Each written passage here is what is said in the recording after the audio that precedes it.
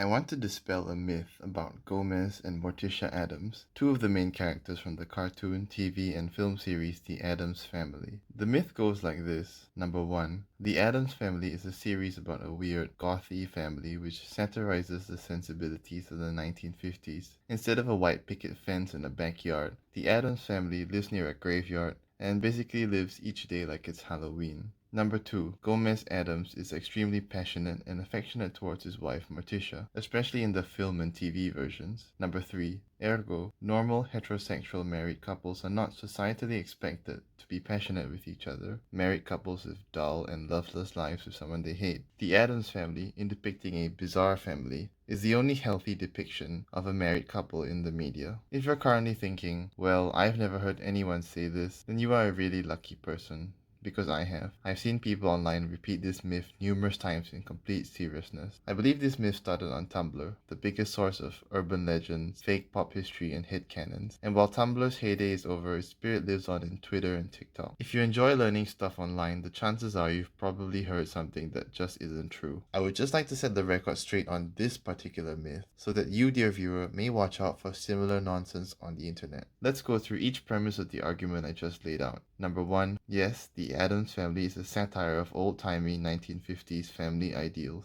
But that does not mean that everything in the Addams Family is the complete opposite of it. A satire can depict things as they are, but add one exaggerated or inverted thing to this depiction that makes us realize the truth. As the not-that-funny comedian George Carlin said, every joke needs one exaggeration. Every joke needs one thing to be way out of proportion. For example, let's look at Dave Chappelle's satirical comedy skit, Black Bush. In it, he portrays US President George Bush as a black man. When accused of invading Iraq for oil, he deflects the question and escapes. The one exaggeration here is Dave talking like a black guy.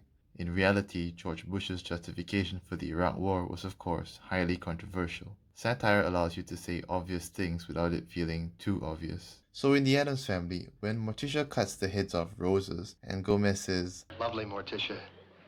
You have such a way with roses," it does not mean that husbands weren't expected to affectionately compliment their wives. The exaggeration here is that Morticia is cutting off the most colorful and fragrant part of the flower, leaving only the thorns because she's a goth, and she's quirky that way. It's a parody of how housewives arrange flowers and make bouquets for the dining table. The joke is not that husbands aren't sweet with their wives. Am I making sense?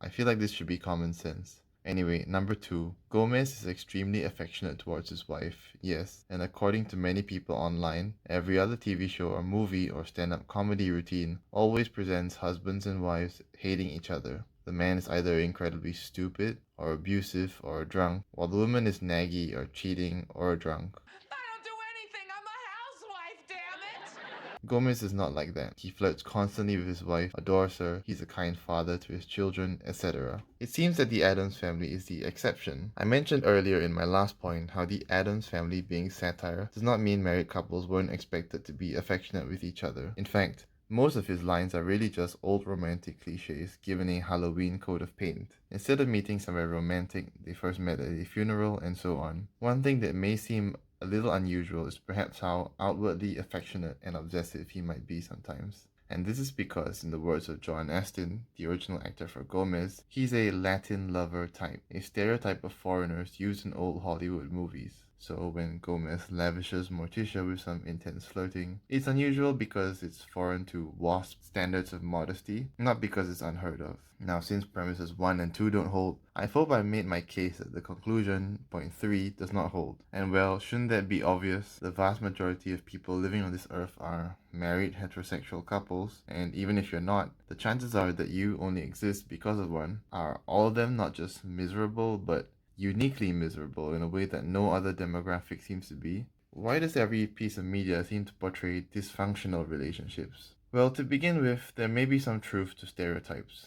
Marriage isn't just about relationships, it often involves children as well. A struggling relationship may simply be held together just because raising kids alone is tough. And sadly, many people just coast through life not really fixing their problems or doing anything else really. But the reason why the media, entertainment, and things of that nature seem to portray only the worst kinds of marriages is because they are subverting a subversion. I mean, just think about it. Out of all the fantastical, idealized things portrayed in art, why aren't healthy and loving married relationships one of them? The answer is that all those dysfunctional relationships between sociopaths and narcissists are themselves subversions and parodies of idealized relationships. The idealized relationships preserved in a time capsule by the Addams Family. Shows like The Simpsons were originally parodies of sitcoms about loving families, but somehow over time, the parody became so popular that it replaced the norm. And I think in the hearts of many who grew up with irony and parody, a sincere, idealized depiction of a married relationship would be too cheesy, too saccharine.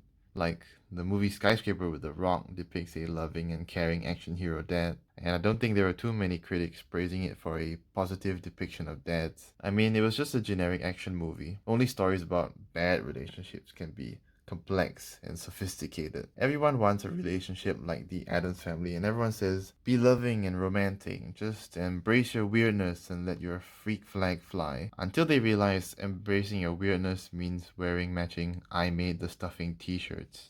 But only if you promise to ride me as much as you ride your bike. Well, okay, I know living in a family is not always sunshine and roses, but do you honestly think that before the year 1964, suburban families were not loving? Do you seriously think that before this TV show, no one had ever heard of love? People will look at this made-up garbage, accept it without any skepticism, and go about their day thinking that they're smarter, more educated, more media savvy, etc.